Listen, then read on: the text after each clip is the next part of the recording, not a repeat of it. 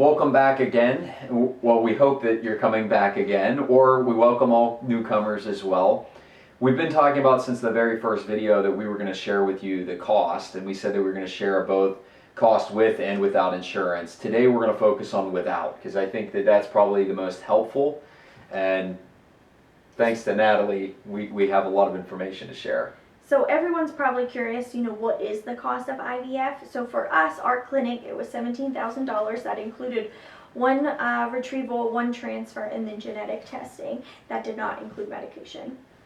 And the not including medication is the big piece here, because obviously your cost at your provider is non-negotiable, and drug prices are really non-negotiable as well. But you can shop the drug prices around. Once you choose a provider that you're comfortable with, we hope you stay with them. For us specifically, the cash cost that we were quoted was $12,000, and that's a really, really tough pill to swallow, because you're already looking at $17,000 for the cycle, and we're sitting there going, $12,000 is massive. So through some sort of magic, Natalie managed to knock that down to $5,600. So more than 50% off.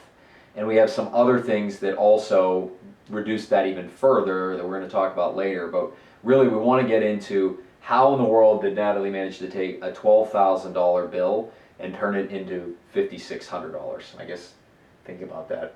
Normally, you would want it to go the other way if you're making money, but in this case, we want to save you money. So first thing is, you have to make sure that you don't actually have coverage. And people are probably thinking, well, that's a joke. We don't have fertility coverage. Definitely pull your medical coverage. Most cases now you can pull it online and do a Control F if you have a PC or a Command F if you have a Mac, and search IVF, in vitro, fertility coverage, all the keywords, and read through it. So I was in the camp that I just figured that nobody had fertility coverage. I had no clue. So check with your medical provider. The second thing is also check with your drug provider. So all of us typically have a medical plan and then also a pharmaceutical plan. You have to check with them both. And for us, it was literally like the right hand did not talk to the left. One would tell you one thing and the other one would tell you another thing, and that's ultimately why we're able to share these things with you today. But make sure that you check, because there are certain states, and I'm going to rattle off the list here, there are certain states out there that require some level of fertility coverage. So here's the list: Arkansas, California, Connecticut, Hawaii, Illinois, Louisiana, Maryland, Massachusetts, Montana, New Jersey, New York, Ohio, Rhode Island, Texas, and West Virginia. So you hear that list, and that's a massive portion of the population. There's some pretty populated states there. So even if you don't have insurance, because here we're talking about what you do if you don't have insurance, we're just telling you check. So if you don't have insurance, hopefully you're dealing with a provider that's in network, because a large portion, especially on the front end of IVF, a large portion of your visits, and at the very end, once you've gone through your successful cycle here and you're back and they're checking on all the pregnancy and everything like that, that is all OB-GYN. So that's all covered just in general under your insurance policy. So it's really important to go that route, because otherwise you're going to be paying out of network prices, and all of a sudden that's going to be, who knows how much more. The other thing is check with your employer. So there are plenty of times where there may be something that your employer is not readily showing you. I mean, it's not just for fertility, but for us, we know that there are some companies out there that do provide coverage, just because we hear about them in blogs and in videos just like these. So check with them and see if there is something that maybe is not readily apparent in your plan. And at worst case, you or your spouse may also choose to look at maybe making a career change and going and looking for a company that does provide some of that. In addition, there are some assistance programs. So a lot of these assistance programs are based on income, but you can search online, just do fertility assistance programs or family planning assistance programs.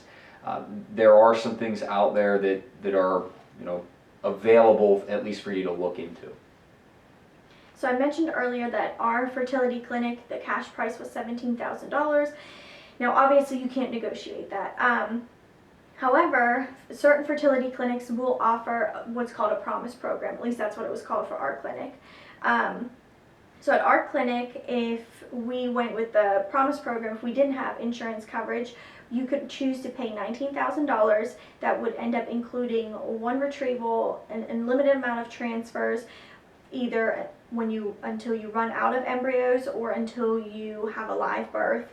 And then they also would offer, if it was completely unsuccessful and you either had no more embryos and didn't have a live birth, then you would get between 30 and 50% of your money back. Obviously, this is just the medical cost that you would get back. They would not reimburse you for the medication. But it is nice that if you are paying cash, if you pay a little bit more up front, you would get more transfers or more retrievals depending on what they offer at your fertility clinic.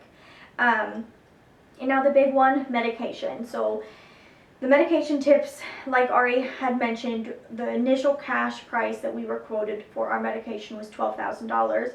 I was able to get that down to $5,600. The first thing I did was I called the insurance and I asked them what the in-network pharmacies were. And I know you're probably thinking, I know what my in-network pharmacy is. I've picked up a prescription medication. Fertility medications are completely different than, let's say an antibiotic. A lot of insurance companies require you to use a specialty pharmacy for those medications. If I were to go to CVS, for example, and pick up, Gonal F, which is a fertility medication, insurance would not pay for it. You're probably wondering, well, I don't have insurance coverage. Why does this matter? It matters because whenever you go to an in-network pharmacy, you will also get a negotiated rate. So you definitely want to make sure that you get those rates. So that's the first thing you want to do, is you want to make sure you use in-network pharmacies. The second thing you want to do is goodrx.com. Now that's a free website, and what you do is you go to goodrx.com, you type in whatever medication you're on. It doesn't have to be a fertility medication. You can use that for any medication.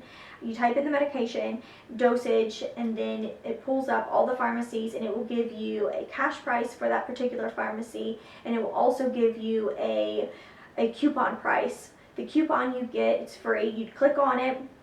You can either take a picture of the screen and they can just scan that code, or you can have it emailed to you. They can text it to you and you just bring that to the pharmacy and you will get that price with the coupon.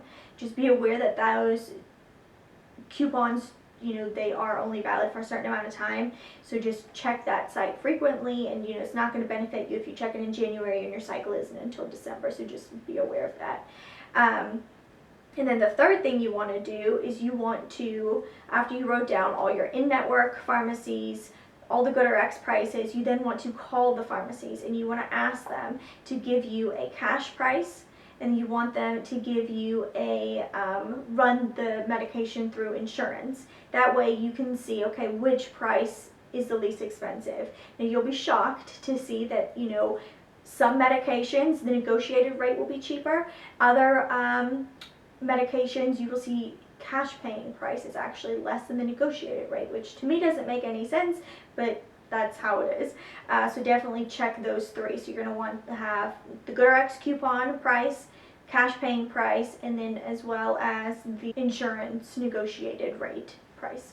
The next thing you want to do is you want to talk to your pharmacist and you want to run through the medication, and you want to have them tell you whether the medication is strictly for fertility or whether it could be a medication that could be used for something else.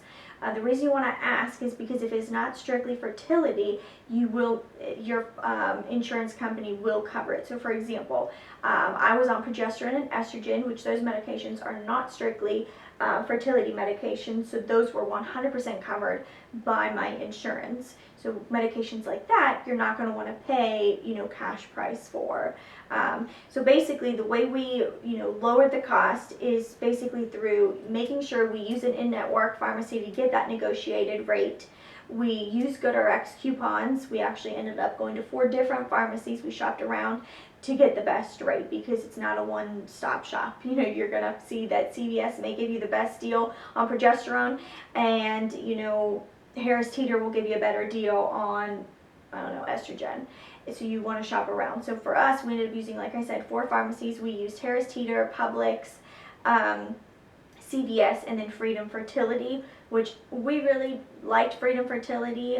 It's a big fertility pharmacy. If it is in network, then I definitely would call them, and they actually gave us the best rate. And they have amazing customer service. So if they're in network, then you're in good hands. Yeah, so those are the things you really want to do. That's what I did in order to get the cost down.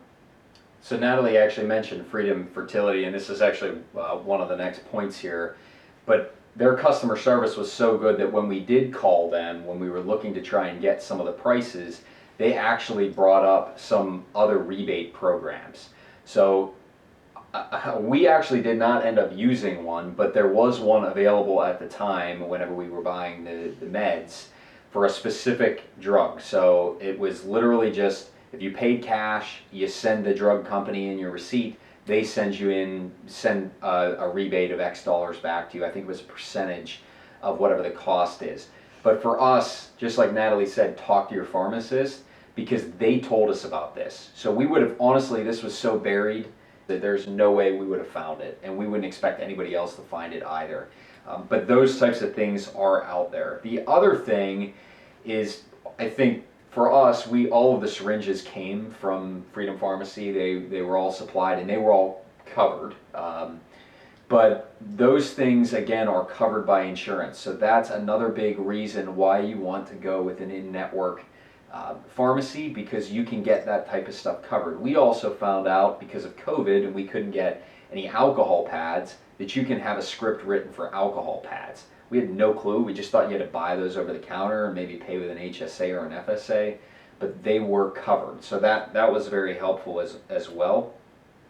But you want to pay attention to your maximum out of pocket and your deductible as you're going through all of these things, because just like we mentioned, a portion of these, whether it be the drugs or the typical OB-GYN things that will occur at the fertility clinic, those things are obviously going towards your deductible. So if you time it appropriately, whether it be at the beginning of the year or at the end of the year, whatever, based on whatever your spend was or what your planned spend is, you may be able to come out ahead. So if, in our case, we had already hit our maximum out of pocket.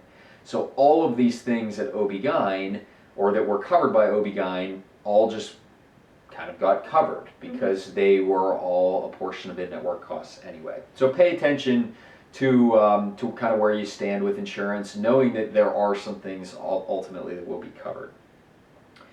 The other thing, and this is kind of outside of the scope of IVF in general, but I really like to pay attention to kind of offers out there with credit cards. Now, we're not suggesting that everybody run out and put $25,000 or $30,000 on a credit card, because number one, you probably don't have that kind of credit limit, and even if you do, you don't need to worry about paying for cash prices. But there are plenty of credit cards out there that offer 1.5% or 2% cash back on unlimited purchases throughout the year. And really, so just making math easy here, 1.5% cash back on $20,000 is $300. So that's really, again, nothing to scoff at. I mean, $300 is a pretty good chunk of change. So kind of pay attention to that. You can break these payments up. Your fertility clinic is absolutely going to let you break the payments up. If you call your pharmacies, again, they're going to let you break the payments up. They might ship you half your stuff now and make you pay for another half, but you can pay attention to that and at least try and capitalize on some of the options. So obviously there was nobody around to help us with these things. Natalie figured out a large portion of them. I shared in previous videos, I travel a lot, so this was kind of like her pet project, obviously, to try and reduce cost. And obviously you can seriously tell that over $6,000 Natalie was able to save. That's a huge number. So please let us know if you have any questions. If there's anything else that you run into along the way, we'll be happy to let you know if we encountered anything similar. Again, we're here to help everybody who's going through a similar situation. So please I haven't asked anybody to like a video. So maybe like the video, subscribe, and stick around for the following videos, some other random videos as well to hopefully cheer everybody up. So thank you again for joining, and see you next time.